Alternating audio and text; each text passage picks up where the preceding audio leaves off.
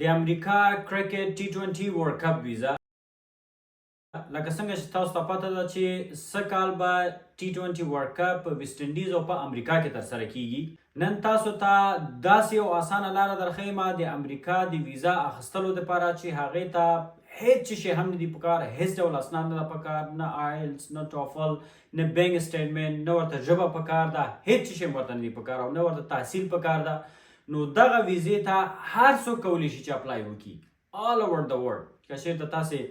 په افغانستان کې هستئ، که چېرته تاسې په پاکستان کې هستئ، که چېرته تاسې په دوبۍ کې هستئ، که چېرته تاسې په کویټ کې هستئ، او خصوصا هغه کسان چې هغوی په نورو هیوادونو کې دي، افغانستان نه د باندې دي، ځکه چې د امریکا سفارت دننه په افغانستان کې نشته ده. هر هغه څوک چې په خارجي هیوادونو کې دي، هغه که په دوبۍ کې ده، هغه که په کویټ کې ده، هغه که په سعودي عرب کې ده، افغانان او پاکستانیان، هغه که هر مملکت کې تاسې یاستئ، نو تاسو ته دا یو بهترینه چانس ده، ځکه چې دلته هیڅ شی هم نه ده پکار، تحصیل نه ده پکار، ژبه نه ده پکار، بینک سټیټمنټ نه ده پکار، هیڅ شی هم نه ده پکار. نو په دې کې 90% چانس شته چې تاسو دغه د امریکا ویزا تاسې واخلئ، ځکه چې هر هیواد ته چې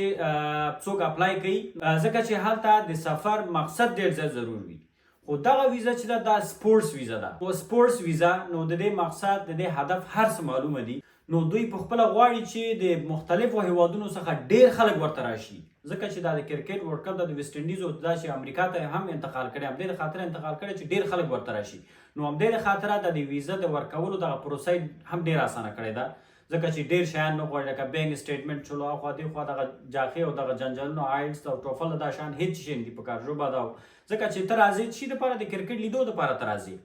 نو کرکټ میچونه چې دی په نیویارک کې دي، په مایامي کې دي، په ډالاس کې دي، او د دې ریکوایرمنټس چې دي ټیکټ ریزرویشن ورته پکار ده، هوټل بوکینګ پکار ده، فقط دغه شیان به تاسې اخلئ او د دې ویزا چې دی د DS 160 په طریقه به د دې ویزا اخیستل کیږي. نو مکمله په هماغه طریقه باندې بیا به تاسې ځئ، هلته به انټرویو ورکوئ. ډېر زیات چانس ده چې تاسې 15 کلنه ویزا تاسې واخلئ، 15 کلنه ویزا تاسې واخلئ، خو هلته انټرویو باید دقیق ډول تاسې ورکړئ، ځکه چې دا هدف واسې د دې معلومه ده. نو که هر څوک غواړي چې دغه ویزې ته اپلای وکړي، که چېرته خپله کولی شي خو خپله وکړي، که څوک نشي کولی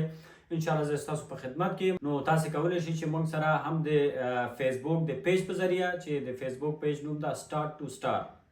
نو همدلته دا د یوټیوب کوم نوم ده، په همدغه نوم باندې فیسبوک پیج هم ده، تاسې کولی شئ هلته سرچ وکړئ، او همدارنګه د انسټاګرام په طریقه هم تاسې کولی شئ چې موږ سره تاسې تماس ونیسئ. انشاءالله موږ ستاسو په خدمت کې یو. نو دغه ویزې ته هر څوک الیجیبل ده، دغه ویزا هر څوک کولی شي چې واخلي. او په نیکسټ ویډیو کې به تاسو سره دغه شریکوم چې دې لپاره چې کله تاسې انټرویو دپاره اپاینټمنټ هم واخیست او هر څه ټول کارونه هم خلاص کړه، بیا چې کله تاسې هغه انټرویو دپاره ځئ، انټرویو کې به څه ډول سوالونه کېږي او څه ډول باید تاسې ځواب ورکړئ. نو نیکسټ ویډیو ته تاسې په تمه شئ. مننه.